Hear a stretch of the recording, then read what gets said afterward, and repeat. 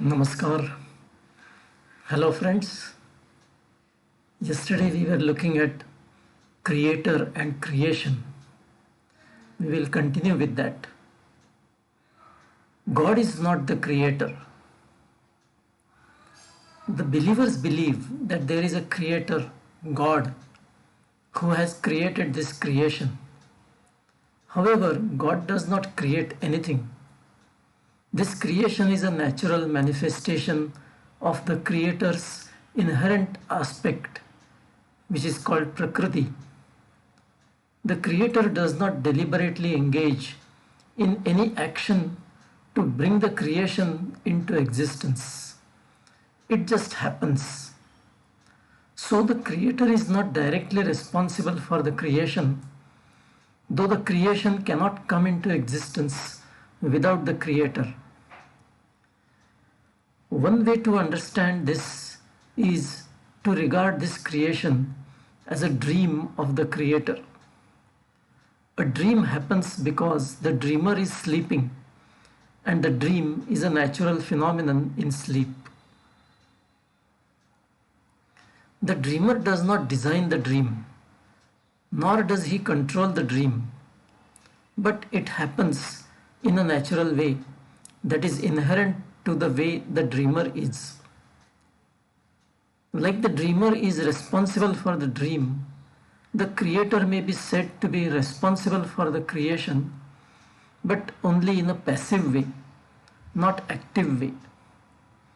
All the happenings in a dream are illusory, with nothing actually happening in an external physical worldly sense. For this line of argument to hold, the creator needs to be a single entity who dreams up the creation.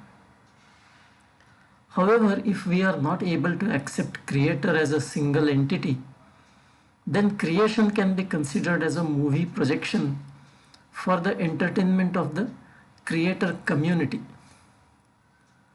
Again, whatever is happening on the movie screen is completely unreal, just a play of shadow and light. Either way, the creation and hence our life in it should be understood as illusory and hence need not be taken seriously at all.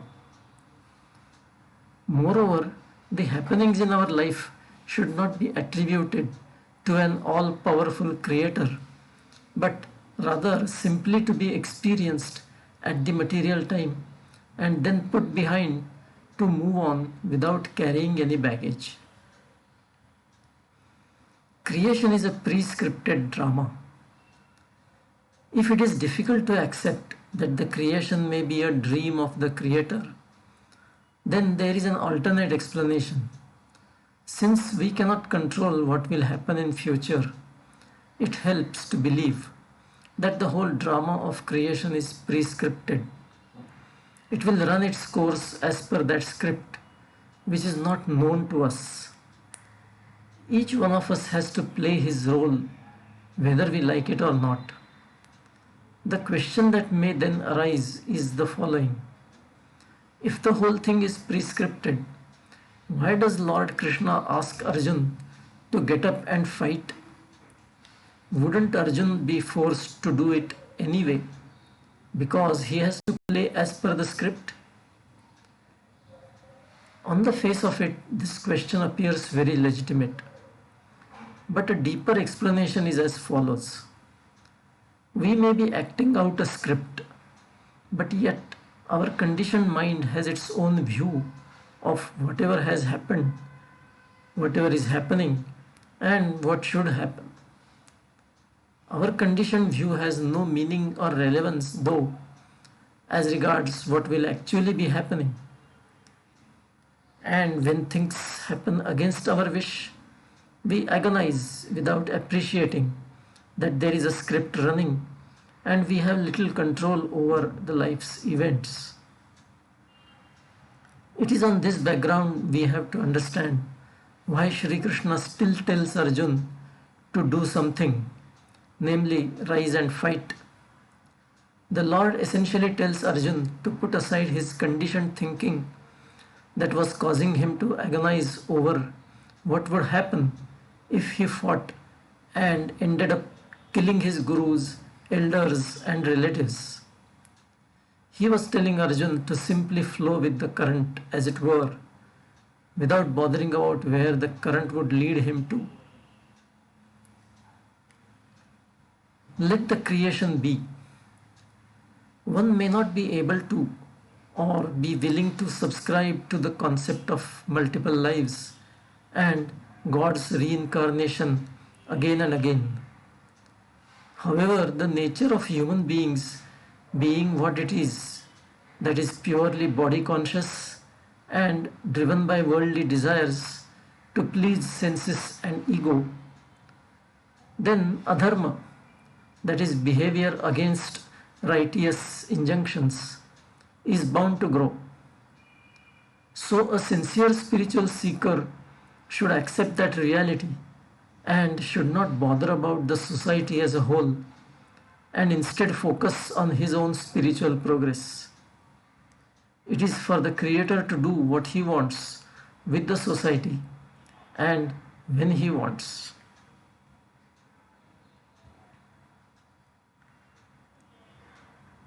Now we will look at human life. So let's look at soul first. A part of the singular supreme soul comes into the physical world as an embodied soul assuming a body. However, the soul is really only a witness to the experiences of the body. It is the mind that is judgmental about the sense experiences, not the soul. Mind is a conditioned entity that keeps evaluating sense and ego experiences against some specific laid down benchmarks. The benchmarks for sense experiences are pre-programmed. For example, the temperature beyond which our skin will feel hot and uncomfortable is pre-programmed. Our mind goes by those benchmarks and slots an experience as desirable or undesirable or indifferent and feels happy, unhappy or unperturbed accordingly. The soul does not have feelings of happiness or unhappiness. It is just witnessing. This is what a seeker has to understand and internalize so that his consciousness increasingly identifies with the soul and less with the mind. 3 gunas. Everything in this physical creation has its own mix of one or more of these 3 gunas. Accordingly, a physical object exhibits a certain behavior as per the particular dynamics of the 3 gunas in it. The inherent makeup of a living being consists of 3 basic qualities or gunas, namely satwa, rajas and tamas. We can liken these gunas to the genes that make up our cells. The relative proportion of these gunas determine how a person conducts himself and lives in this world. Sattva guna represents purity, piety, and right knowledge and perception. In a fundamental way, Sattva guna is characterized by a spiritual orientation that is turned away from the physical world. Its predominance in a person gives him the experience of happiness because it is that quality which helps a person go beyond his limited bodily identity, which is a primary cause of unhappiness. Rajas guna represents likes and dislikes. It is rooted in the physical world and is responsible for actions and behavior driven by self-interest. It is thus the driving force for all the karma because it is the one that makes a person do something to get his desires fulfilled. Tamas guna is basically ignorance of what is right and what is wrong, and is also characterized by laziness and wrong actions that are intended to cause harm to others and may also cause harm to self. Thus, tamas guna is the one that makes a person do what is wrong and avoid doing what is right. There are different inherent influences of the three gunas on the physical existence of a person. Satwa guna causes illumination, that is higher knowledge. Rajas guna causes attachment to the physical world. And tamas guna causes delusion, that is wrong perception of the things around in the physical world. However, a spiritually enlightened person is not bothered about these influences. It is like a different level of consciousness where the person is aware of the transitory and illusory nature of these influences, and hence he is able to transcend them. So he neither craves the desirable, that is illumination, nor hates the undesirable, that is delusion or attachment. As physical bodies living in this physical world, we cannot live without karma, that is action. Even breathing is action, thinking is action, seeing is action, hearing is action, etc.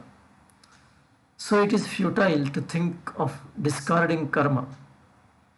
Besides, we do not quite know what exactly it is that actually makes us take a particular action at a given moment. We have no control over our thinking process that leads to a decision to act in a particular way. Our nature and past conditioning are responsible for it. Nature may be understood as what is referred to as the three gunas here. In other words, we are driven to act by an underlying makeup, a kind of a software. So there is no point in our trying to avoid action. I will stop here today. We'll continue the next time. Until then, bye. Take care.